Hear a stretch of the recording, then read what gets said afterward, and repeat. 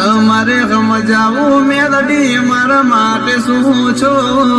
મારું good luck મારું નસીબ તમે છો, મારા સુખ દુઃખ ના ભાગીદાર તમે છો, બસ મારા જીવનનો સહારો તમે છો.